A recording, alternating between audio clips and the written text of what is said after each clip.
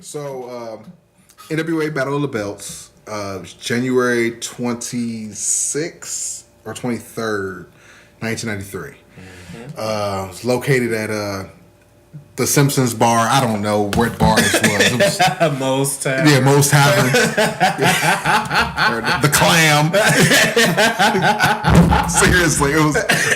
Where the fuck was this place? Oh shoot! So definitely wasn't Cheers because I didn't know none of these people. Nah, because it was located in Philly. Definitely a smoky filled. This is my notes. Definitely a smoky filled bar room. I believe the card was featured on the Barbed Wire City ECW documentary. That was the one that was done like shortly after the buyout, and then Forever Hardcore came like around the time they did the Rise and Fall ECW DVD. Okay. Did you see that? The WWE one? If I did, I have no recollection of it because I remember watching the Rise and Fall of WCW, and I never saw that. I remember bits and pieces of that one. I never saw that one. I figured, why reopen old wounds?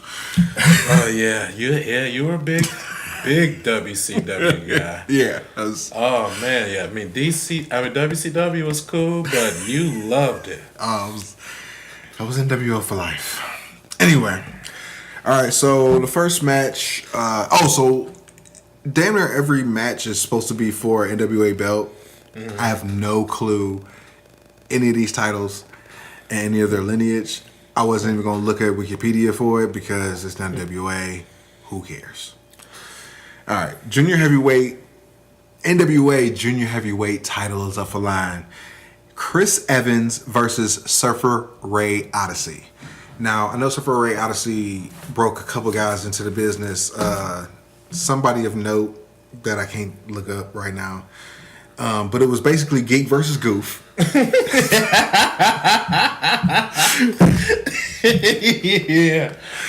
The Philly crowd was hot. And I'm basically watching a house show because there's no play-by-play. Yeah. Oh, man. Also, one of the things I had of my list of things that took me out of that show. I never watched. I watched a couple of cold matches before, but it's just matches. This was like the first whole show I watched cold, and I felt like, why the fuck am I watching this right now? Why do I want to do what I want to do? It's like I really wanted to just like jump into a pod, time travel to 1995, and just start reviewing from there.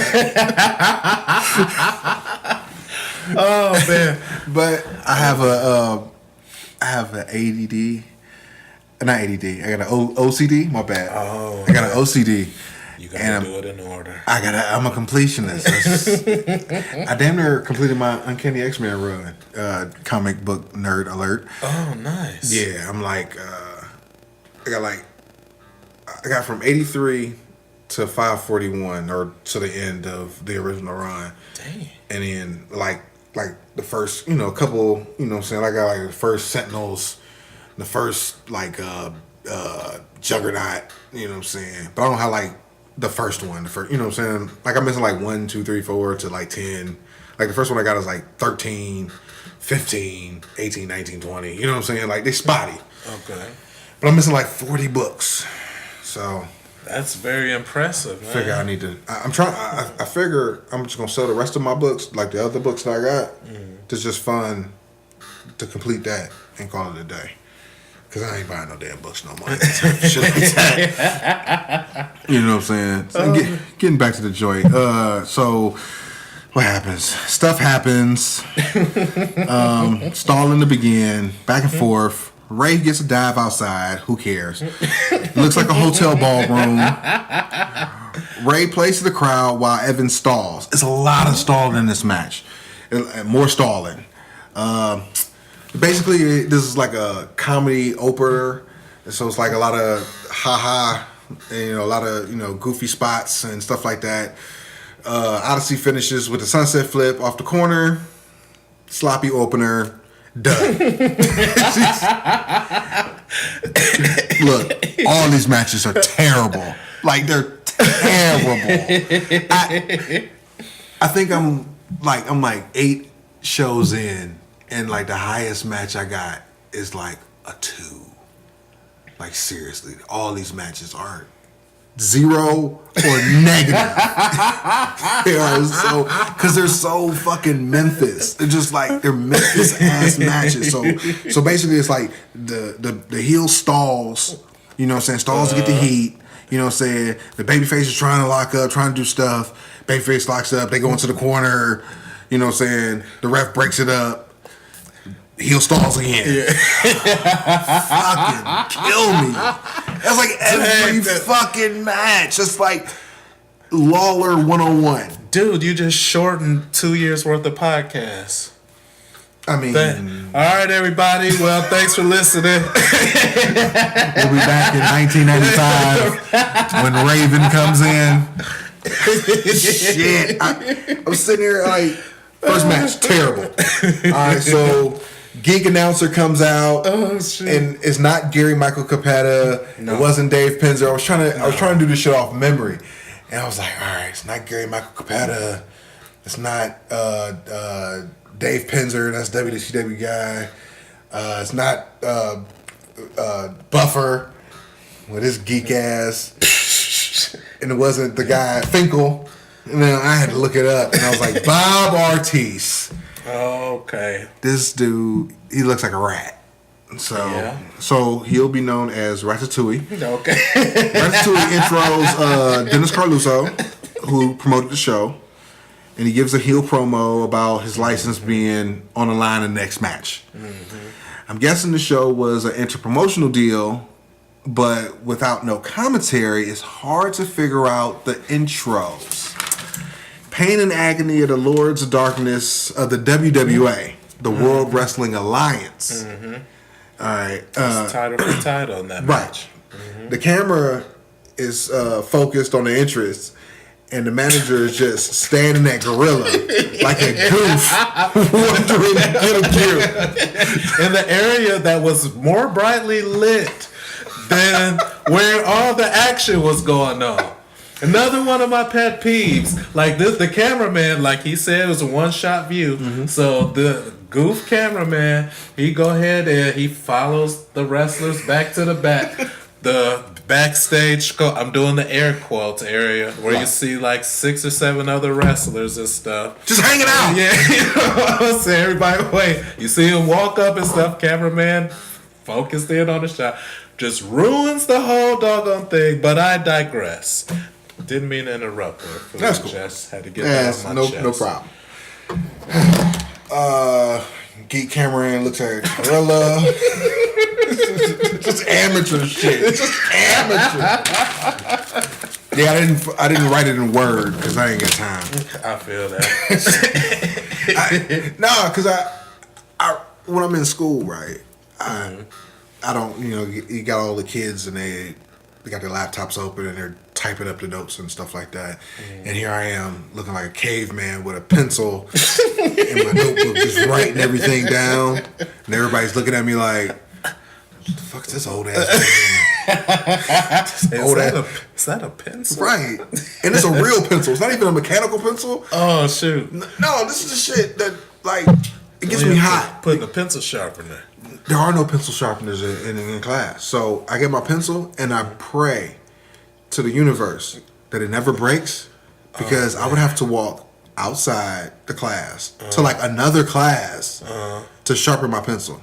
Whatever. Man. First world problems. Yeah, really. It's nothing. It's just ridiculous. But that's a new world, though, because there used to be a pencil sharpener in every classroom. Some classrooms had 2.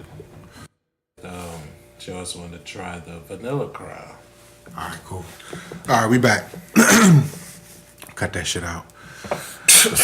No, I mean cut that shit out. Not what you were saying. I'll shut up there. Keep my stories to myself. That's cool. I wasn't trying to play you. I wasn't trying to play you. Be the flunky and stuff. And no, never. Laugh at your jokes and shit. I do not Well, and Ed McMahon. Is it Ed McMahon? Vince McMahon. Steve McMahon. I don't know. Oh, you talking about Johnny Carson's side? Yeah. Nah, no sidekicks, man. Nah, I don't do that shit. Alright, so geek announcer. Oh shit, no, wait.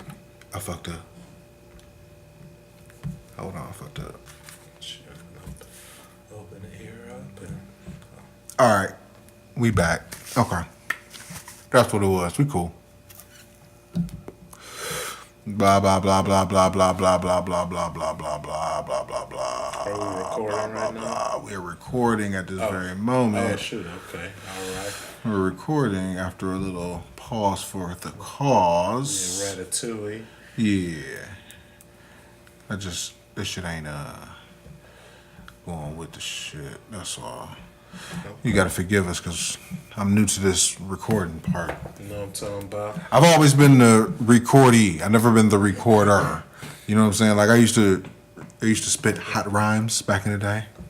Growing pains, y'all. You know what I'm saying? Yeah. And once this podcast takes off, y'all can say, "Oh, I remember when they didn't even know how to record right."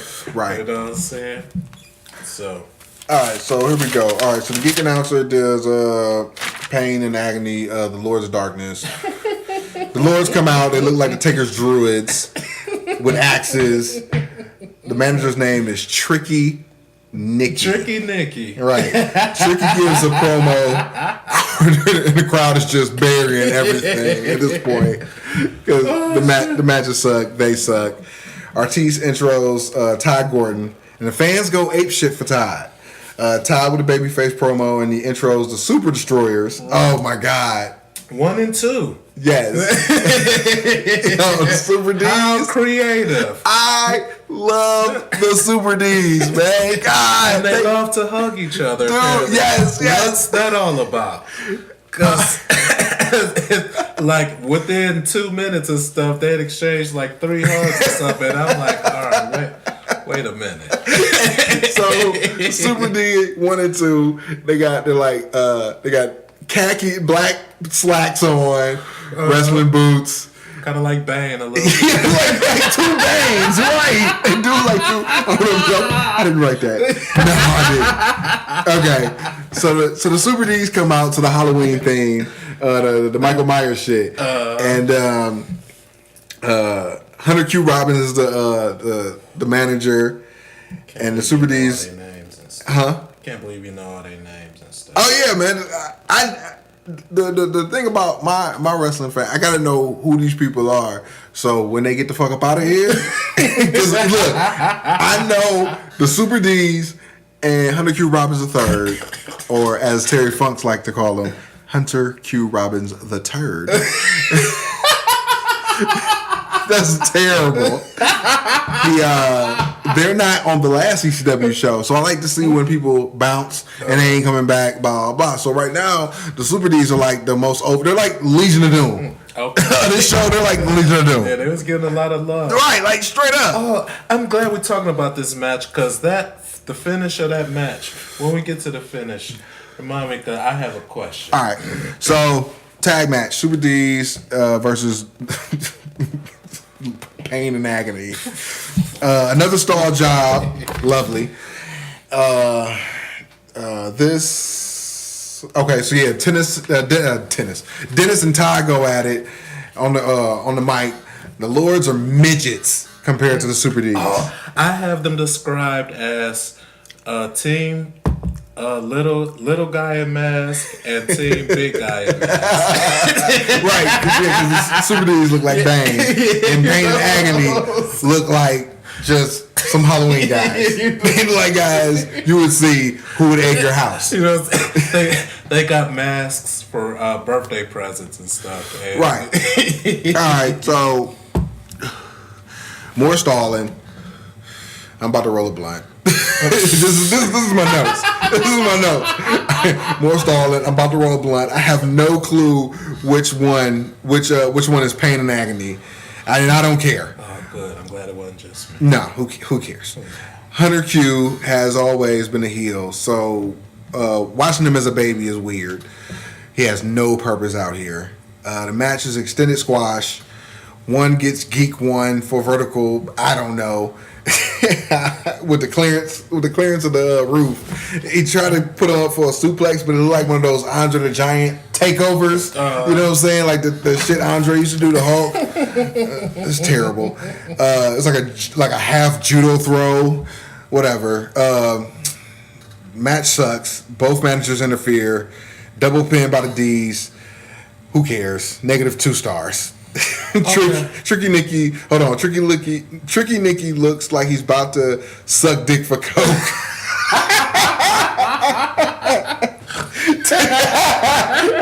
Yo, that's not a good look. Todd does the Miss Liz exit for the D's. Yeah.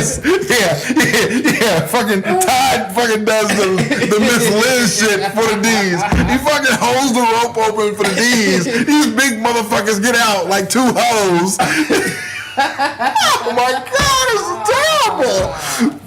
Anyway, now the D's have 2 belts. They got the WWA and the Tri-State belts. And the camera goes right back to Gorilla. Okay. Okay, go. Oh no, you know, because you just cleared it up for me. Because when I was watching it, it had looked like what I said. Oh, it was a double pin because the referee was counting with both hands and stuff. But I was thinking like it was a big mask on little mask on one, and then little mask on big mask on the other one. Because that when the match ended, Team Little Mask, they had their hands up and stuff, but then the referee had walked over there and threw their hands down, and then came on over. Why would you even run this type of finish in an interpromotional match? Like, why would you have okay. No one of these motherfuckers are running out of this Airport Hilton, you know what I'm saying, ballroom.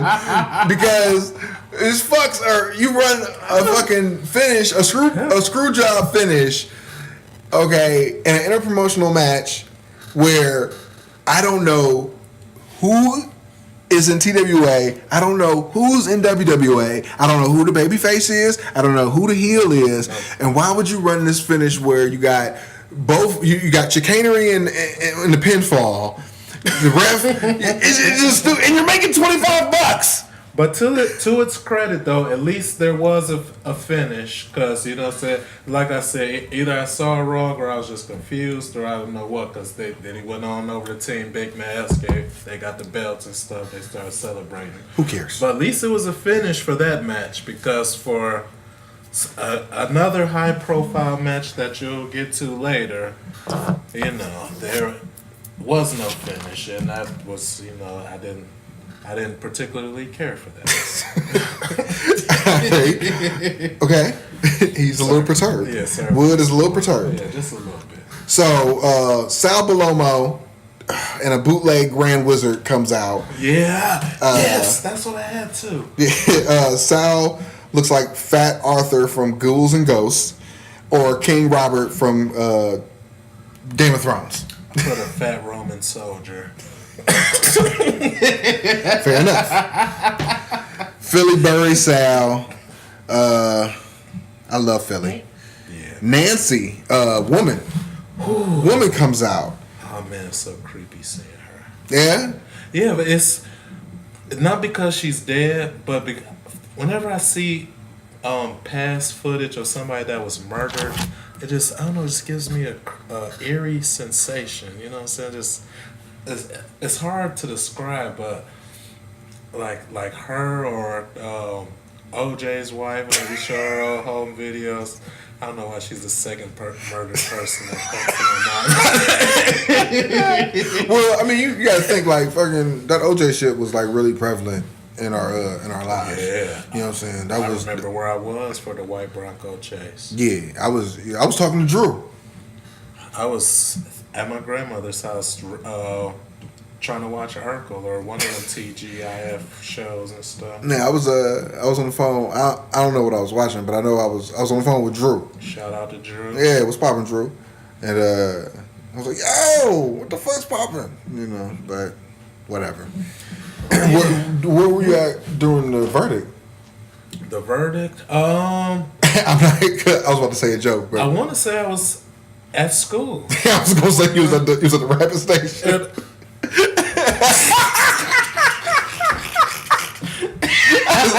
ain't want to play you. I ain't want to play you. That's cool. That's cool. You know what I mean? But, yo, like real shit. We'll get into that later. Yeah, you know what I'm talking about. we'll get into that later. That shit is subscribe yo, to hear right. what that's about. Yo, that shit's hilarious. All right, so woman comes out, and speaking of, I don't give a shit about watching women, about seeing nobody dead, because I mean they ain't my people, and that's how that's just how I feel. Like I can watch a Benoit match, that shit don't creep me out. I'd be like, yo, chop him again. Oh yeah, you know what I'm saying? Like I met Benoit. Did you? Yeah, I met Benoit fucking in 1998. They just had reformed the Horsemen, and me and my boy we was going to Jane Addams.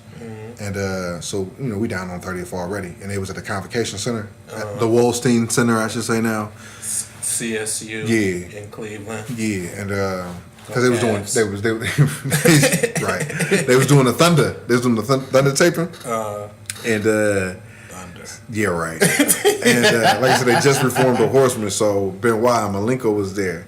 So me and my boy cut school and went down to the Wolstein to get their autograph or whatever. And it's just a long ass line. Malenko is off in the cut, and he's like noticeably hobbling, and it's crazy because at the same time he had like a knee thing, and he couldn't really work.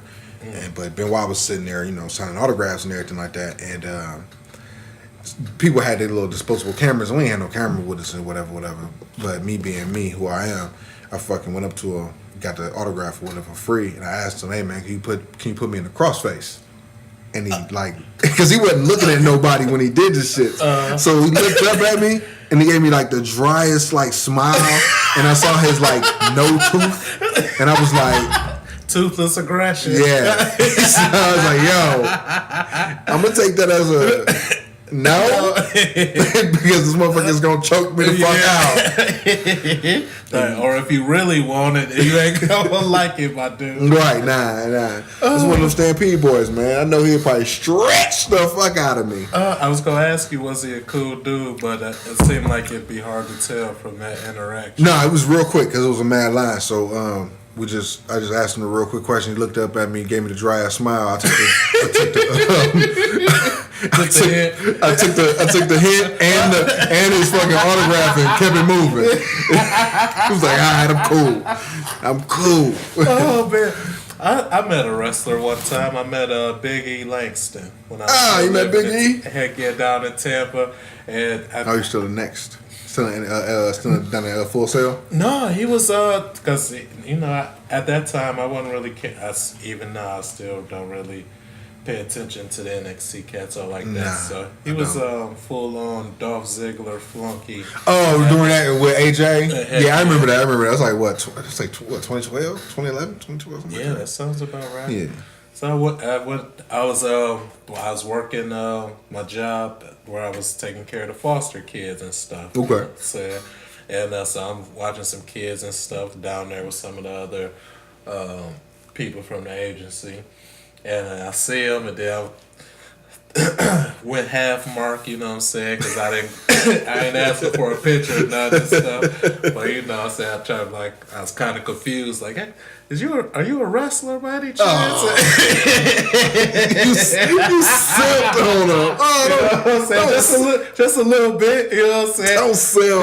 He's like, yeah, you know what I'm saying? I was like, oh, you Big E, you know what I'm saying? of course you know who he is. Are you a wrestler?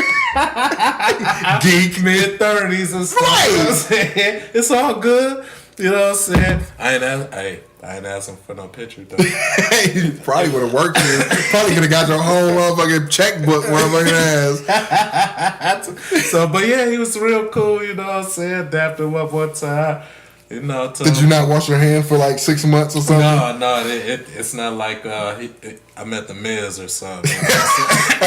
So for the Miz, you wouldn't wash your hands? Him or Brock Lesnar? Yeah, Lord. I'm putting plastic on it. Look, all y'all put y'all pants on the same. Oh, but but you know what I'm saying? It's just one of y'all fuck Maurice, and the other one is not. Miz is a kid. When I talk to other people, I say he's from Cleveland, but he's from Cleveland-ish, Parma. He's from Parma, right. You know what I'm saying? So he's basically he's headlined WrestleMania, you know what I'm saying? And no, not only that, but even though they cockeyed on his WrestleMania moment and stuff, you know what I'm saying? My man got a concussion and he walked out of WrestleMania headlined against John Cena as the WWE champion. What's not to like? He's the Miz and he's awesome. And the other guy is Brock freaking Lesnar, you know what I'm saying? Because some people are tired of the Suplex City and all that other stuff. And I know we're on the ECW segment and I'm sorry. But, you know, he's the most legitimate bad ASS in that bad boy. And I love how they're using him right now. I'm going to wrap it up. I love how they're using him right now very sparingly. Because when he comes out and stuff and that, and he come out do the Brock bounce on y'all ass and stuff, you know what I'm saying? How can you not turn up to that? And if this mic wasn't connected to a mic stand that was sitting on the table, I'd drop it. But I'm done. Sorry. All right. All right. All right. Woman comes out. And from the neck down, she can get it. Yeah. From the neck down. From the neck up, she looks like Skeletor. And she intros a masked wrestler who has Kerry Von Erich's jacket and limp. Yeah. Now, 10 years prior, His jacket said Kerry. Kerry was doing, 10 years prior, so it's 93, right? So in 83, Kerry Von Erich was drawing 20,000 people with his brothers at the Cotton Ball. Kerry is working third from the bottom in a bar in Philly in front of 200 people, ready to bury everything. Do not do drugs, people. Shit, don't do drugs. You might lose a foot. You'll always be the Texas tornado to me, Kerry. I mean, like, this should be common smart knowledge, but he only had one foot, right? I did not know that. Holy crap, all that, man. Okay. The reason the Texas tornado only had one foot. He got into a motorcycle car. Motorcycle car. He wore 2 boots, Fooch. He got into a car accident, motorcycle accident a long time ago. He's peeled the fuck up. I think he was mourning one of his brother's deaths. I don't know, but he wrecked his shit, and the motorcycle crushed his foot. So what happens is the doctor says, "Hey, Kerry, don't walk on the foot." Kerry, being the good old Texan boy he is, walks on his foot, breaks the foot, and they amputee it. They cut his foot off, so he had like half a foot. And a common scummy story is that he was peeled the fuck up in the locker room, and he didn't lace up his boots all the way, and or either that or he's in the ring and the boot fell and the boot came off. And all you saw was like a stub. Oh, so no. He hurried up, put the boot back on, and finished the match or something of that nature, and he fucking. That's how I got out that the motherfucker only had 1.5 feet. Oh man, that's another thing that I'm googling when I get home because that seems a little far fetched. Oh no, that's common knowledge. That's factoid. That's fun factoid. That is a Fuge fun factoid. That's the first. Cheers. First thing, because, oh man, who don't know motherfucking Kerry Von Erich when they see him? So when he came on that stupid black mask and stuff. Yeah, right. The modern day warrior. Right. He came, I'm like, oh shoot, that's the Texas tornado. And then he walked out there, I see the back of his jacket and stuff, and then I was confused. Like, why he got a mask on though? What's that all about? Right. So, what happened? Yeah, Biz will chew you up if you do drugs. All right, the discus punch. Yeah, it does the discus punch to the Grand Blizzard. Oh, if you love the discus punch, this is the match for you. And Kerry is fighting with a mask. Oops, he did the reveal. He pulled his mask off. It was Kerry Von Erich. Very early into the match. Spoiler alert, everybody. Yeah, Kerry Von Erich is still wrestling. And he died in '93, so this is probably it was probably one of his last matches. Yeah, because he was in WWF in 91, and they fired him quick because he was on suicide watch when he had the IC belt. He was on suicide watch. Yeah. It's a lot you don't know, fam. I see. I thought I was well informed, but apparently, I got you. I just got entry level knowledge. Yeah. So, quick stall job by Sal Balomo. Jump start to the Heat. I'm figuring they're going double DQ because they're going to the good pace. Good pace at in Philly. Kerry fighting underneath is a good thing, but the rear sleeper is death.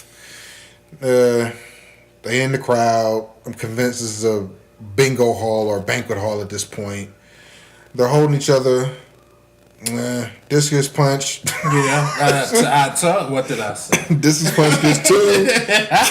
Kerry goes for the sleeper.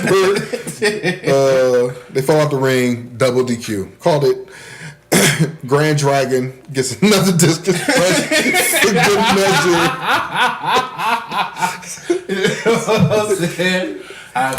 You tripping. Kerry babbles on the mic, does the rocker exit, and dies 4 months later. Ooh. R.I.P. Right. All right, local goofus, Tony Stetson. Versus, your boy. Yeah, oh my God. Versus Johnny Hotbody. I love it. Yo, right. So the goofs come in. All right, so these are the local guys. These are the 40-miler guys. In a cowbell match, by the way. Right. So, I love them. It's like a brass knuckles bull rope cowbell match. I hit you, you hit me. We go around the ring. Finnegan, referee is John Finnegan. He's like a legendary. He's like the ECW Tommy Young or Earl Hebner. So going forward, if you hear Finnegan or Molyneux, you probably won't hear Molyneux till later on. But Finnegan is like the ECW referee. Okay. So Finnegan is the. Oh yeah, he's a fat bastard. But right here in '93, he's quite skinny. He's ECW's Earl Hebner. Yeah, definitely. So, all right, Finnegan's refereeing as the crowd yelling, "We want blood." Both guys have tremendous mullets, especially Stetson. Back in the ring, hot body gig, more cowbell. Finnegan counts 2. Hot body goes over. Crowd boos the finish. -2 stars. It was terrible. One of the main notes that I had was that some tool kept walking in front of the camera, and I really didn't appreciate that. And other than that, that was all I really cared about. That I'm about to say because the match was terrible. Yeah, I mean, seriously. Oh, and I did write something about Stetson lost. So the motherfucking finish, the weak ass shit. It looked like what's his name? Hot Body is about to go for a DDT. Then for some strange reason he just eases what's his name down to the ground backwards. Now you know how you go for a DDT, you get him in a front face lock so you can drop him down backwards. Right. No, he lays him down the other way. He pins him. At the 2 count, Stetson gets his arm up. Ref counts to 3. Match is over. What the hell? Okay. Excuse me for cussing to all my fans who know I don't cuss. What the hell? I'll say this.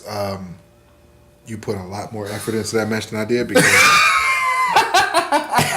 by this point, I was probably into my second blunt, and I was just like, "Wow, this shit is terrible."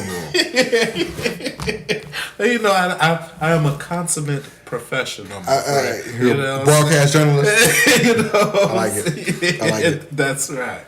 So they actually show the 15-minute intermission. Yes. So they're like, they had me for like 3 minutes and shit. I'm like, all right, I'm about to start fast forwarding a little bit. I was sitting there like, I was about to make a peanut butter and jelly sandwich. I was sitting there like, man, is this shit gonna go the whole length? Or is this like, are they gonna just show like a snippet of motherfuckers just walking past the horror camera. Like I felt like I was in a theater of a bootleg movie. You know what I'm saying? Like people walking through and stuff. That's perfect. That's one time I had remember Money Train? It was a movie called Money Train back in the day. It was I think J-Lo, Wesley Snipes, I think. Woody Harrelson. Yeah, I remember the plot, but I remember. Yeah, I can't remember this shit. Money on a Train. Who cares? Right. Yeah. So the bootleg, it was an exceptional bootleg tape, VHS tape, and the guy, he's recording it, and his pager goes off. Now I'm showing my age. And I was about to say, for those of us who remember what pagers are, right? Wink, wink. Right, and he leans down, takes the camera down to check his pager, and he says, "Oh shit, my bad." And looks back up at the camera. I said, I just pulled it out. I just pulled the tape. I said, fuck this. This is ridiculous. Took you out the whole movie, didn't it? I said, what is this peanut butter and jelly bullshit? I can't even get a good bootleg. Then you go from the intermission to the next doggone match, which was, I took the time, because I didn't know, I knew like 4 people. In the whole match? In the whole card? On the whole card and stuff. So I went to Google and stuff. Right. I definitely had to Google Chris Evans. And I was like, who the fuck is Chris Evans? You know what I'm saying? Captain America? The other Chris Evans. He said Captain America was wrestling in the ECW or Tri-State? Damn. So we record a 15... Not we, because I had no part in that. Cameraman records a 15-minute intermission. They follow it up with the British Bulldog versus Masked Jabroni, whatever his name was. It was Masked Superstar. Masked Superstar. Now, for those who don't know, Masked Superstar was Bill Eadie. Wood, do you know who Bill Eadie is? No. Bill Eadie is Demolition member X. Oh, shoot. Get out of here. Yeah. So, yeah. That's a little basically famous before he became Axe to become more famous, but he was definitely a big name in Georgia, and he was part booker, working the Georgia territory for Ole Anderson and Jim Barnett, my boy Jim Barnett, and I'll tell you a little bit about Jim Barnett later on in life. Anyway, so this is a basic squash. Yeah, I didn't think it was Bill Eadie, because I'm thinking, wow, if the Bill Eadie's working Davey Boy Smith, this shouldn't be a squash match. You know what I'm saying? I'm thinking Bill Eadie's a name, you know? So I'm thinking it's not Bill Eadie, and he's bumping, and especially with Masked Superstar bumping around like he was doing during the match, because Davey Boy was, bumping him around, and I'm like, oh, why is Bill Eadie bumping around like that? He's like 100. What's going on? So my notes. That ain't Bill Eadie bumping around like that. No way in hell Bill Eadie ain't taking indie bumps in 1993. Whatever. It was a minute. 1 star. And I gave it 1 star because it was a minute. Okay, well, you know, I was going to say, fun factoid, that this match came in at 1 minute and 41 seconds, according to the Google machine. Yeah, because I don't do times. Who cares? It was long. It was short. It was all right. It was decent. And so I didn't look at a timeline to see was this before or after SummerSlam where Bret Hart carried Bulldog to the greatest match of it. Okay. It's definitely after. So, yeah, because I made a little note that Bulldog, he didn't do the running power slam. He did kind of a running body slam. You think Bill Eadie wasn't going to take that? He wasn't taking that match. He wasn't taking the running power slam. He definitely wasn't going to go up for the vertical suplex. Okay. He wasn't going up for Davey Boy's signature spots. For one, I mean, the clearance is about as clear as this where we at right now. You know what I'm saying? Nobody's coming up for a for one of those Davey Boy suplexes in that match. And 2, he's Bill Eadie, so there's no way in hell he's gonna take those signature spots. That's just me. I go back to my notes. That adds context then, because I was like, wait a minute. I had to look at a Davey Boy highlight reel just to make sure I was remembering his finisher correctly and stuff. It was definitely that terrible power slam. I don't know. I don't understand how he won matches like after like the New Generation. Like seriously, there was you got Diesel doing jackknife power bombs. You got Razor Ramon doing crucifix power bombs. You got Ahmed Johnson doing a tiger bomb, and then you got Davey Boy Smith doing a running power slam for a finish. It doesn't work. And to me, it doesn't work. Anyway, right. All right. ECW WWA title unification match. The crowd politely chants, "Hurry up!" Unification match. Right. Right. Come on. And Dennis Carluzzo comes out again, cuts a promo on Finnegan, calling him a cheater. Todd rebuts and says, use 2 refs, guaranteeing a ref bump in this next match. The WWA champ is the Spider, with Silly String for his web gimmick. Silly String, like the arachnid, right? Like Brad Armstrong. You know, he has the Silly String gimmick. And the crowd buries the Spider immediately versus the Sandman.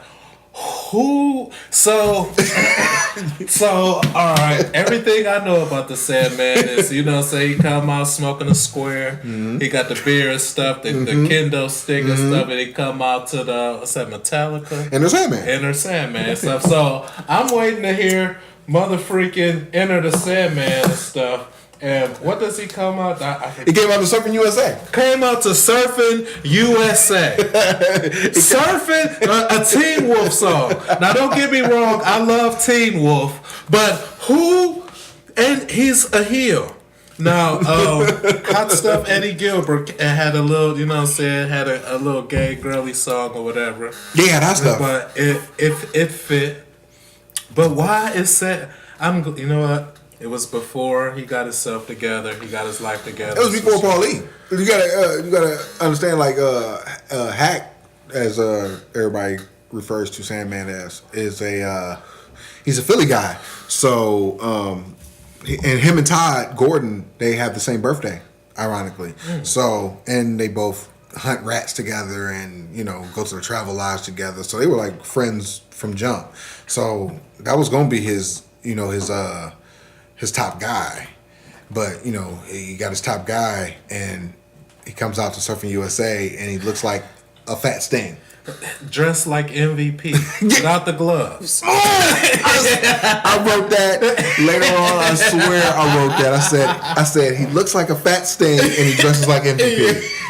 I said, thank God for Paul Heyman. Thank God for Paul Heyman, because this motherfucker he was going to be a $25 a night guy forever if it wasn't for Paul Heyman. Like a lot of people shit on Paulie, but he got a lot of people rich. Wow.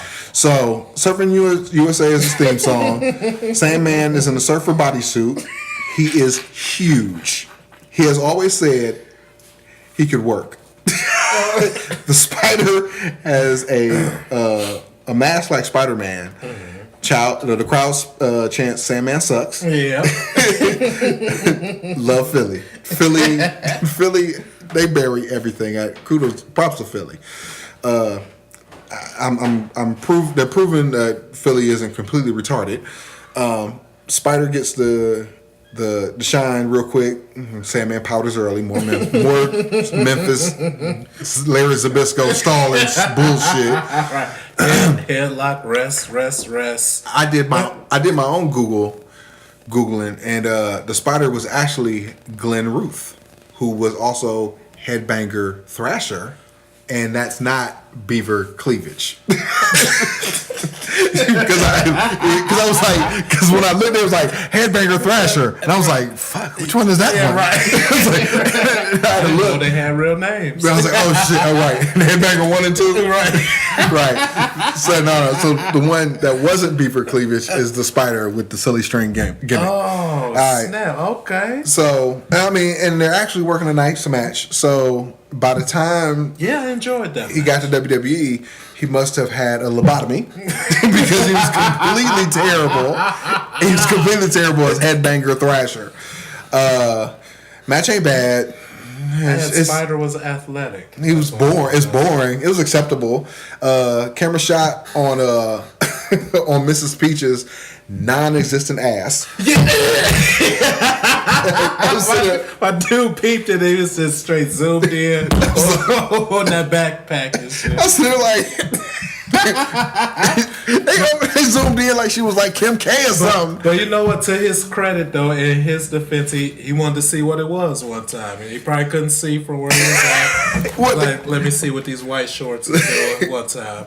Ooh, nothing. It was nothing. Yeah, it was her ass was concave. Yeah. I'm sitting there going, yo, like real shit. I didn't like. I wasn't on like the wrestling. I mean, like. There was some wrestling chicks that's cute, you know what I'm saying? Like Layla. Oh my God, don't get me like Trish. Like Trish in 04. Her last name is L too. Yeah. And you know, like but the ECW chicks, like outside of like Dawn Marie, they all look like they suck dick for coke.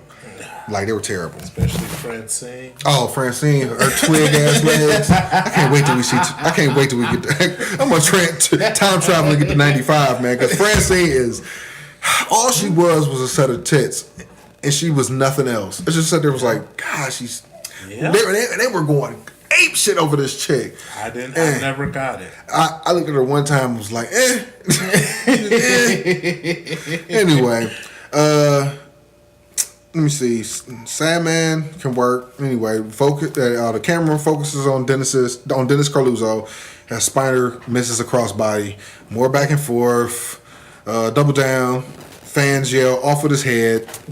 Ref bump ×2. Yeah. Called it. Todd and Dennis start fighting. They have a little cat fight. Double DQ, -1 star. Big schmaz. Crowd not too happy with this. I can't understand how the crowd is happy with anything because every match is terrible and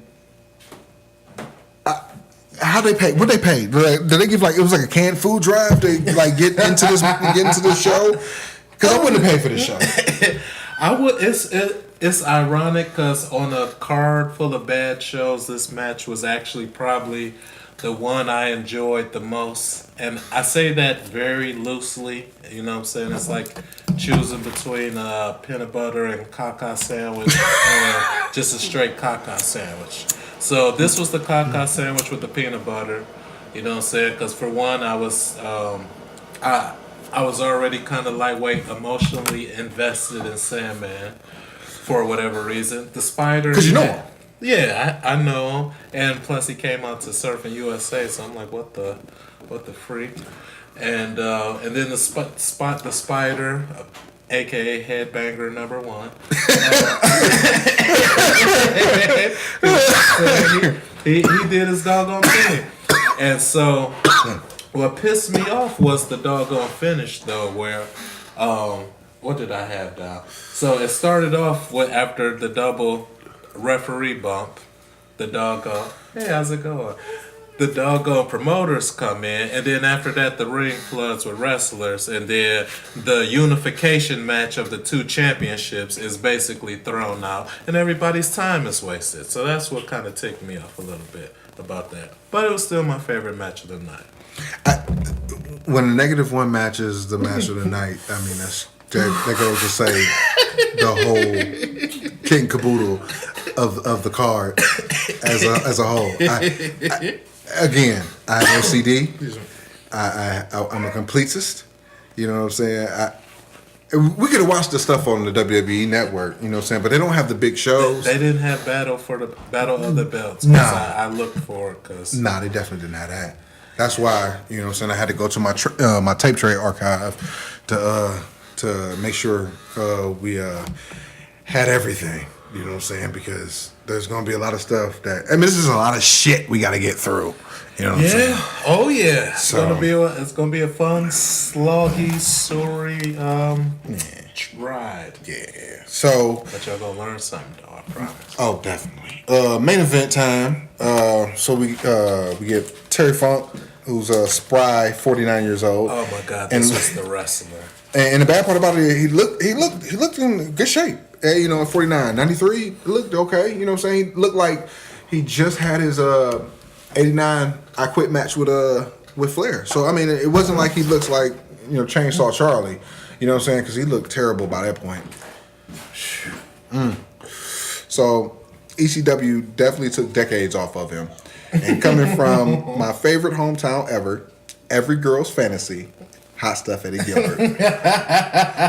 Who took his sweet time. Speaking of stalling, one of your earlier points, speaking of stalling, one of the things that I put was Eddie Gilbert's music plays for an hour. It wasn't really quite an hour, but it felt like an hour before it came out. And I said, great heat builder, though, because I was pissed. I mean, well, Eddie Gilbert, I mean, he's a Memphis guy, you know what I'm saying? And I'm pretty sure he booked this whole show because everybody stalled in every match. So, and that's a Memphis staple. That's something Lawler did. That's something Carl Fergie did. Austin Idol. I mean, all these Memphis heels that came through. I mean, that's the stall tactic. First 5 minutes. I mean, we talking about honky tonk too. These guys, 5-10 minutes, would pass, and these guys ain't even touching. And you get the crowd hot. You get the crowd hot. He took it next level, not even coming out. Right there. I'm not saying that it's stalling is a bad thing, but it comes a point where you got to get the match going. You just got to get the match going. I mean, fucking Christ. You don't want that people pissed off because they feeling ripped off. Right. I mean, think about it. I mean, they already gave a can to get in. You know what I'm saying? They already put a can in the motherfucking box of minestrone. You know what I'm saying? Like a can dance. And you know what I'm saying? Cool. So they trying to get their money's worth. So they already had to part with a with a can of alphabet soup. All the 49 cents. Yeah, you know what I'm saying? So, the theme of the show is stall. That's just what it is. Gilbert is seconded by some funk jaw jacking. Oh, that's what I wrote. It was seconded by somebody, but funk's jaw jacking as Gilbert does a Zbyszko special. Larry Zbyszko, just a real quick tidbit. Larry Zbyszko is the king of stalling. So I mean, if you hear me say Zbyszko special, stall. Anyway, that explains something I heard him say. I don't know if you ever saw the Scott Hall's short-lived Last Call with Scott Hall. I watched a couple episodes. Oh man, yeah, I got into it real heavy. Mm-hmm. But anyway, they was watching. I want to say it was Hogan versus Warrior WrestleMania 6, mm-hmm. and they were saying something to the effect of how I want to say it was Scott Hall. He was saying this, something to the effect that they weren't known for their work rate or whatever. And Larry Zbyszko said something to the effect is paraphrasing because I can't remember exactly, but he said the best wrestlers are the ones that can put the most butts in the seats. Monsoon was quoted as saying, and I'm paraphrasing as well. If you're not in it to make money, then what are you in the business for? And how you make money is putting butts in seats. Mm-hmm. So when you got Hogan, Warrior, putting X amount of fans in Toronto, I mean, can they work? Hogan's the best worker of all time. It goes without saying. I mean, I will go on, and the Foods will go on record to saying nobody is a better worker than Hulk Hogan. You know what I'm saying? Now, does he put on the best matches? Nah. I would probably say, I'm probably you're probably gonna like me after this. Shawn Michaels is the GOAT in the ring. I can't argue with that. Shawn Michaels is the GOAT. I will not, even though he has a terrible WrestleMania record, which obviously in the world of wrestling is meaningless. Stole it, but he steals it every time. I don't care if you winning or losing at WrestleMania. That doesn't matter. Did you steal it? You know what I'm saying? WrestleMania 19, him and Jericho is probably my second favorite WrestleMania match behind Hogan and Warrior. Just because, as far as just far as the story, the wrestling, just the people involved, and then at the end, I don't know if you remember and stuff, but you know, I said Jericho Kick him in the balls. Yeah. But after he went embraced him with a tearful hug and stuff, and just kicked him right in the balls. But even before that, everything from the pyro to the motherfucking swear jar, crap in a hat, But yeah, that's just if we're just grading on a pure wrestling, or not even just wrestling, just a whole story. That's probably my second favorite WrestleMania match of all time. Again, segue. Oh yeah, no, I don't think I have one anymore. Like it used to be. Like once I saw Rock Hogan for the first time, I was like, oh yeah, that's it. But man, what a moment! You know what I'm saying? Yeah, because just based off crowd heat, you know what I'm saying? That's a 5-star match. And it just flipped what you thought was gonna happen on his head. Oh yeah, definitely. Like, oh. But as far as like pure work, I don't know. Pure work, maybe go Michael's Angle, 21. You know what I'm saying? That was a good one. From pure work standpoint. The spectacles. It's like we can have a conversation about this, like separately of the deal. And matter of fact, I think we need to do that. We're not gonna do it on WrestleMania season though. God, I'll tell you like this: everybody had a top 10 WrestleMania joints. That shit pisses me the fuck off. I want to do top 10 Halloween Havocs. You know what I'm saying? Like for real, like this shit is ridiculous, fam. Like not saying Halloween Havoc sucks. I'm just saying, but but SummerSlams or something, man, because that WrestleMania, everybody got a top 10 WrestleMania list, top 30 WrestleMania non-main event matches, top WrestleMania opening matches. You bitch, shut up. Nobody got time for that shit. Top 30 bitches at WrestleMania. Speaking of which, oh my goodness, the chick, I can't remember her name, but the chick who sang America Beautiful for America the Beautiful. Oh, that was Tinashe or Tanae? Tinashe. Oh, Tinashe. Yeah, she's fine. I never knew who she was until that moment right she's there. Nice. Oh, she's nice. Came out in that red dress. She's nice. Oh man, sorry ECW fans. All right, so blah blah. Gilbert does the stalling, Funk with the shine. None of these matches have play-by-play, so as much as I like Funk and Gilbert, the match is just too slow without a guy commentating, filling the gaps. You know what I'm saying? You needed a Joey Styles or even a Jay Sully at this point. You know what I'm saying? I'll take somebody at this point. It can only be so good. And I never knew, like, listen, the one thing I did take away from the show is I do like commentary. Yes. And I do not like non-commentary. And I don't, which is why I don't like Japanese wrestling. Because I don't understand what the hell they're saying. I don't speak Jap, so whatever. No disrespect to the Japs, but you know what I'm saying. I don't speak it. And at the same time, like Jim Ross did a show. He did a Jap show in English. You know what I'm saying, of a Japanese show, and I'm not watching that because I don't even like the people. You know, I'm not a Japan. I like wrestling. I love it, but at the same time, like I'm not racist or bigoted or anything like that. I just don't like to see Japanese wrestlers all like that. It's not your thing. Ain't nothing wrong with that. I mean, like I don't even like Mexican wrestlers all like that. Like I like American wrestling, and I like like when Muda comes through, or when they come through, or Nakamura or whatever. You know what I'm saying, to come through, or Mysterio and all the the cruiserweights and the luchadors come up and stuff. Spice it up a little bit. But I'm not watching. I'm not watching AAA Vision all day, man. I'm not watching New Japan Power Hour. I'm not watching that, man. You know what I'm saying? I'm not trying to see a whole bunch of kicks for 1 hour or somebody getting power bombed 1 minute in for one count. Right, you know what I'm saying? Like, it's bad enough.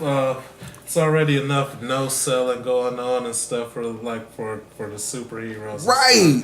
Like freaking In the first match, Raid Odyssey, no sold the Bulldog when he started his little comeback. I'll tell you this. I'll tell you this. I wouldn't, for this show, I wouldn't have sold nothing. I wouldn't have sold anything. Who's here? Who's here? Well, people like us are here 24 years later and stuff talking about. I wouldn't have sold it. If I bring Odyssey, I wouldn't have sold nothing. So for the future, I would have sold my butt off. Look. You know, so I would taking all the chops and stuff when that nigga fell off the top ropes and stuff. You made $25 a night. I'm not selling. You know what I'm saying? Then why do it though? Then no. If you're making 25, why do it? Just look. Okay. Look. If I'm working ROH, if I'm working like a real prominent indie, you know what I'm saying? And I have a name, and I'm trying to get a name or whatever like that, then yeah, I'm gonna sell. 25 people in a promotional match. I don't know this geek, you know, that's across from me. I'm not selling. So why not take a temp job, land carpet, instead of you don't think Surfer Ray Odyssey pumps gas on 147th and Miles? On top of that. You know, I'm not 147 miles and I'm tripping. You know what I'm saying? But you don't think he pumps gas? You don't think he fills your iced mocha latte at Dunkin' Donuts from Monday to Friday? Okay, well, I didn't have any complaints about him, but Davey Boy Smith looked like he came in to collect a check. He looked good and he looked lazy at the same time. Well, he was just there to get paid. Well, that particular. Well, Davey Boy had to say. I mean, like, okay, it's 93. It's January 93. So they're definitely WWF is definitely about to get hit with the steroid deal. If not already got hit, because you got to think, SummerSlam 92, he won the IC belt, and January. He's, in Philly working in front of 150 people. Yeah. So the steroid thing hit. So he's just waiting. In 93, he went to WCW as well. So he's just waiting. So he's getting a quick check, not trying to sell, because why get hurt in front of these guys? And I'm about to go to Atlanta and make, a whole bunch of money.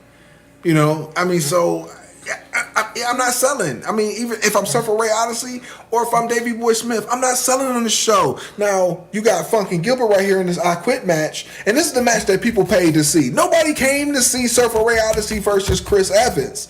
Nobody came to see that. So who gives a shit what they do?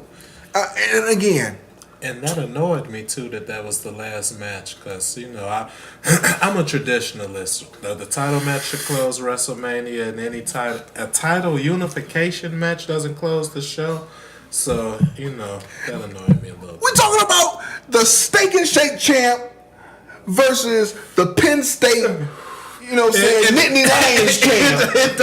They're the faces. They're the faces of the organization, though. That's what the heavyweight championship of the world, insert 3-letter organization here, means. This is Hardcore Hack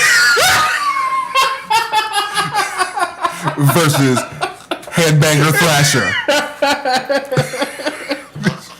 Okay, that's one match. On the other match, you have Hot Stuff Eddie Gilbert. Hot Stuff Eddie Gilbert, who, A, worked a gang of territories and has been on TV. Okay? He was in Memphis before, right? Not only Memphis. That's right. He was in Mid-South. Okay. He was in WCW after Jim Crockett foolishly bought Mid-South. Okay. He's definitely was down in Florida, definitely hit Georgia, definitely hit Continental. Okay. He even went up to New York for a hot second, early in his career. So A, he's a name. 2, he booked the show. So why the fuck would he not go on last? Let's see. Well, that was a fun little fact I didn't know. But if I book the show And if I don't know how old he was when he did, he died early, didn't he? He died in 95. Okay, yeah. So yeah, no, he didn't live that too much longer. Yeah, he died in 95. And he died in, I think he overdosed in Puerto Rico, I want to say. Turning up too hard. Yeah, turning up over there, fucking around with the colognes. You know what I'm saying? Fucking around with, not Epico, but Primo and them niggas. Yeah, Primo, Carly.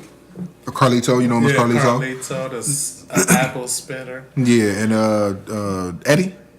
Yeah, Carly, Eddie, and the other one, Eugene. I don't know his name, but they're all like, yo, real shit. They're all like 10-time Puerto Rican champions though, because obviously they daddy on the promotion, so it's like, Carlos Colon is like a 20-time WWC Universal Champion. And like Carlito is a 10-time WWC champion. I'm like, yo, this dude couldn't hold my jock strap. Fuck out of here. No disrespect, Carlito, but I mean, really, you did it to yourself. Anyway, Carlito, all right. I mean, straight. He didn't get a fair shake though. Just spit in the face of those who ain't cool. Yeah, but okay. And then against Gilbert, it's Terry Funk, former NWA champion. So, Hardcore Hack and Headbanger Thrasher against Terry Funk and Eddie Gilbert. What goes on last? Yeah. I mean, come on. He was doing that in 93. I don't know. It's just, to me, if I end up ever running a wrestling promotion, it's two things you can guarantee right now. Number one, the championship match is gonna go on last, and the champion is gonna come out last. Guarantee. I don't care if Hulk Hogan is the challenger going against Gilbert. You know what I'm saying? Gilbert is coming out last. I know, I completely agree. But for the sake of this, what's gonna draw? Hardcore Hack versus Thrasher or Funk Gilbert in an I Quit match? Funk and Gilbert in an I Quit all right. match. Which is also the longest match of the card. Oh, definitely. I don't know how long it was because I don't do that, but it was a whole bunch of punches and it spills into the crowd. In 93 in Philly. I'm sure this was revolutionary. But in 2017, nah. I've seen it a billion times. So it's whatever. But I get it. Basically, Gilbert's putting the Tupelo concession stand brawl to Philly. So, another tidbit. Wayne Ferris, who's Honky Tonk Man, Larry Latham, I think it's Moondog Spot, fought two other guys in Memphis in 1979. It was called the Tupelo. It was a Memphis show, but they was down in Tupelo, Mississippi, and it spilled out into the concession stands, and they were hitting each other with like boxes of popcorn and stuff like that. And basically, what they say, and they all got juice and yada yada yada yada yada. And basically, and Honky Tonk Man goes to his day to his grave saying that created hardcore because Paul Heyman watched that match. You know what I'm saying, and then like took it up to Philly and created and used that as the template to ECW. Oh shit! All right. So anyway, so he brings So basically, Eddie Gilbert brings the Tupelo to Philly. Nothing bad, but you have to understand that Wayne Ferris and Moondog Spot created hardcore wrestling. ... The first table introduced to ECW, and it's a Japanese table. I thought it was funny, so it didn't break. That was worth the $25 that everybody got paid anyway. Oh, shoot, nice job, everybody. Right. I'm sure Spider and Sandman made $25 that night. That's what I said. I'm telling you, they couldn't have made no money off the show. Anyway, bad camera work continues as he yells for the fans to get out the way. Funk in a minute does his goofy selling, and he's colored. Funk with a sloppy DDT on an unstable table. Gilbert gets color. Microphone is called in because they're doing the microphone deal. Do you quit? You know what I'm saying? Yada, yada, yada. Funk trash talks to Gilbert. More stuff happens. Funk starts bashing Gilbert's knee with the wood steps. Beat his legs, yeah. Yeah, Gilbert quits. then denies it like a true heel. I love that. Funk sells the beat. I didn't quit. You're right. I didn't quit. I think this shit's awesome. You know what I'm saying? Like, I didn't quit. Yeah. Like, we saw you quit, but that didn't happen. No. It was like Hogan back when he was putting over Piper in WCW during the NWO angle. Oh yeah. he would lose the Piper in a non-title match, right? And Hogan still has the title. The next day comes back on Nitro. Just beat Piper up. Just beat Piper up at Starcade. Yeah. Tony Schiavone like a goof. Yeah. And then like Tony Schiavone plays the goof, but it's still he's shilling the pay-per-view replay for Tuesday. He's like, no, you didn't. If you just order Tuesday, you can see Piper beat him. Hogan's such a liar. Right. Hulk Hogan, you can go to hell. Yeah. That's the best call ever. No, Hogan forced the NWO. Hulk Hogan, you can go to hell. That's the best. Greatest heel turn of all time. Oh, definitely. Can't nobody do it after that. Ain't no touching it. Especially and then Hogan fucks up the promo, keeps calling it the New World Organization.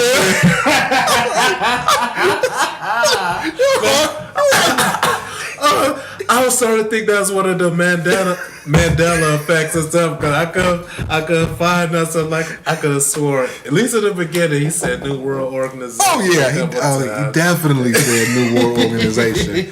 I was like, it's New World Order, you idiot. I'm like 15. New World Order. Oh man, how do you get, Gene even said it, New World Order. Hey, he had a lot on his plate. You know what I'm saying? They kept shooting and saying, like, Mike Graham of all people. Mike Graham. Oh God, rest in peace, Mike Graham. But Mike Graham takes credit for helping turn Hogan heel in WCW. He says, Kevin Sullivan says, he stayed at his house, yada yada yada. But Mike Graham was like, he was Mike Graham, son of Eddie Graham, Florida Championship Wrestling.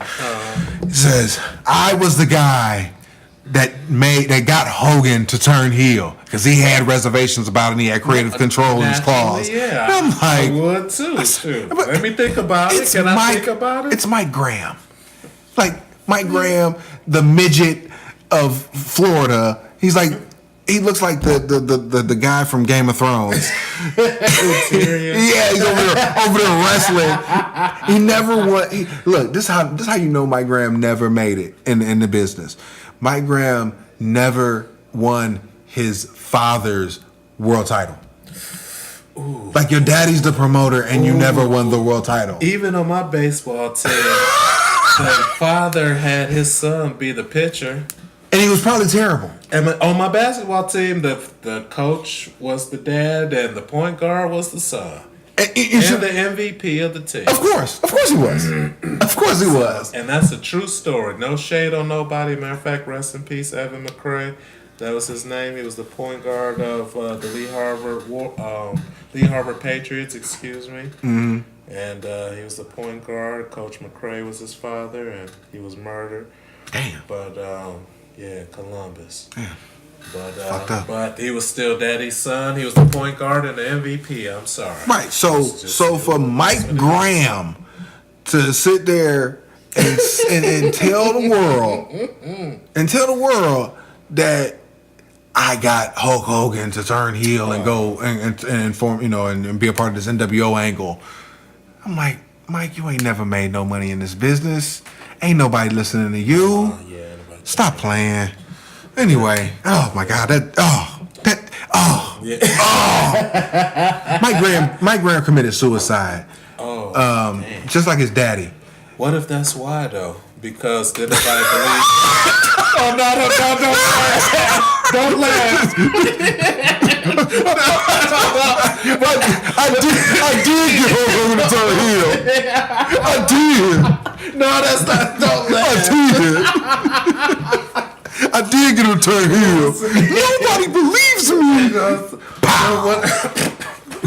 Whatever, man. Fuck out of here. To my Grams family, if you're listening to this, I apologize on behalf of the Street Smarks podcast. Man, but again, I mean, look, no, seriously, like, yeah. his father committed suicide, like, the Super Bowl day of whatever that year was, he committed suicide Super Bowl day. Mm-hmm. And allegedly the story is he killed himself, allegedly, because Dusty Rhodes was supposed to book for him and expand Florida, but he jumped and took a lot of Florida's top talent and went to Mid-Atlantic because Crockett gave him a better offer and helped him, you know, expand and control the book from Greensboro rather than Tampa.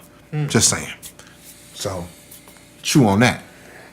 And then his son, who ends up having issues, ends up committing suicide as well. So, that's facts. That's not. They killed themselves as facts. The speculation behind it, that's opinion and pure speculation, but that's what it is. So, like I said, chew on that shit. That's a heavy. So anyway, getting back to the joint, there was a 2-star match for the I Quit match. I mean, I'm not gonna say that was the match of the night, but because they all terrible. No commentary. So, I mean, if like Jim Ross would have, you know, called this I Quit match, he probably could have bumped it up to like a 3. You know what I'm saying? But you know what else was weird about this match, and I don't know if he peeped it or paid attention to it, but this match went from previously it being shot from basically one location and stuff to it basically turned into a Terry Funk documentary because wherever he was at, basically the camera was at even to the end of the match. You know what I'm saying? They had the hype man in the ring talking his spiel, and the cameraman is on Terry Funk in the back of the room and stuff. He laid out and stuff, and he can't breathe and stuff, and ain't nobody, you know what I'm saying? And he was like, oh, hey, get help, just get help. And then he ended up getting up to his feet eventually and stuff, and then walking back, you know what I'm saying, staggering back through the crowd and stuff, and some security and stuff. They made their way out whatever room they was in to, you know what I'm saying, it was a little area of people and shit. Sweat jar. You know, to this backstage area and stuff, and then it's this, you know what I'm saying, it's these dudes and stuff, this other dude talking about get these kids out of here and stuff. Terry Funk's leaning on this doggone thing and still regaining his composure and stuff.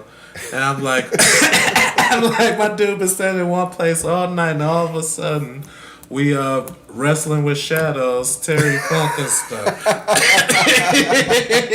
I never seen Wrestling with Shadows, honestly. No, I never seen it. No, I have my reservations. It's something that I will watch, and I need to put it on the to-do list to review when we get to it, if we ever get to it, because I got my own reservations about Wrestling with Shadows, Bret Hart, Montreal.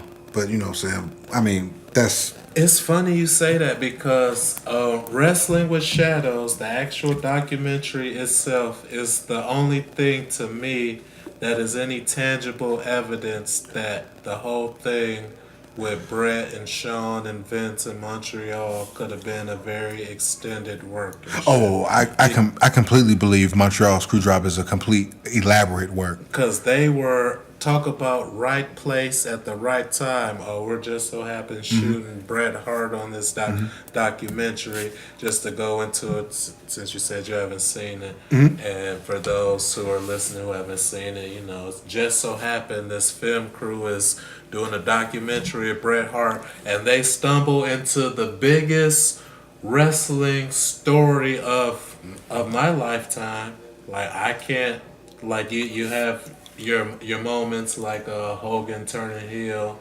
and CM Punk leaving and stuff like that and stuff, but you hear Montreal Screwjob and stuff, and like, you know, you think it's a legit scandal or shoot or whatever you know what I'm saying? Because that's another one of those days. I remember where I was from Montreal. I didn't watch the show because I was definitely NWO for life. And definitely geared up for Starcade. I think I got World War III '97 that year. It was spoiler alert. It was terrible. It was terrible. 3 rings, 60 men. Nobody knows who wins. I swear they put out the complete jobber list. Every time, it seemed like it's like when they call the names out, it feel like I'm scrolling through like WCW versus NWO like World Tour. You know what I'm saying? Like 200 wins, the Mauler, AKI man. It's like what? You know what? The moth and shit. just Jabroni just walking out. You know they getting dumped within 20 minutes.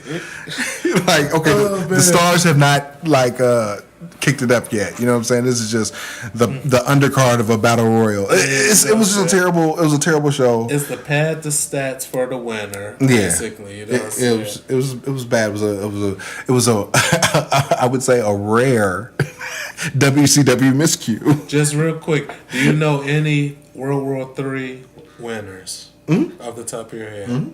Who was the first? Macho Man. Oh, okay. All right. Yep.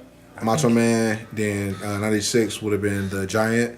97 would have been Scott Hall. That's all I remember off top. Okay. Well, yeah. That's some star power. Yeah. So yeah, the other 59 dudes for that year was there. Well, no. To be fair, it's Joey Maggs. jumping Joey Maggs made an appearance. You know what I'm saying? Oh shoot, I can't even think of any WCW jobbers. Oh, hard work Bobby Walker. Barry Darsow. Oh, Norman Smiley was my favorite WCW jobber. He was definitely a jobber. Definitely a jobber. Lower, what would you say, like lower mid card? Oh, definitely opening. He was an opening match guy, but he was terrible. I mean, no, he could work. They just put him with it was just a terrible gimmick. He had a bad look. But he could work. He was a great hand. You know what I'm saying? But I definitely liked his. He had a good scoop slam that I liked. It was like a double pump scoop slam that he did that I liked, and he did this little big wiggle gimmick. That was. Yeah, I mean, he got over, so whatever. I was gonna say the wiggle. I enjoyed the wiggle until it started getting gay or oh shit. Until it started getting. To start getting weird. Street Smarts Audio. Yeah. I was saying, then when he started humping dudes and stuff, like, yeah. Yeah, Road Dogg was doing that shit too. That shit was, like,